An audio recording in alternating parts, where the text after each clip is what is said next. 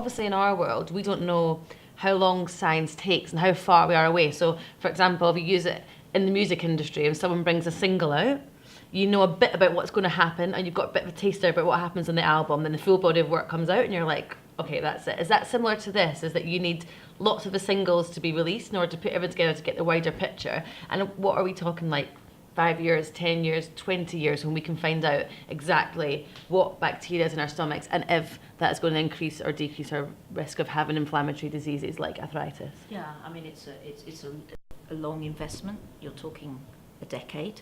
But as technologies can be applied, things are being accelerated. So already, fecal transplants are being used in the clinic. Now, it is before lunch, so I'm not sure if it's we love time. talking about food. Yeah, so does my lab. But that's phenomenal, really. And in a proper controlled trial, they transferring the microbiome from one individual to another, the other who was immunocompromised and in hospital, was able to provide some protective effect from Clostridium difficile infection. Mm-hmm. So that's one of these opportunistic bugs that gets in when the good ones are depleted, which happens in elderly individuals or when they're immunocompromised, antibiotic treatment in hospital.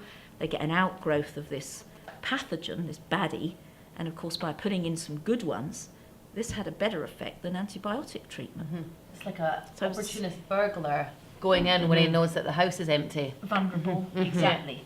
There is evidence that in some diseases the microbiome is different, and certain bacteria, maybe there's more of them.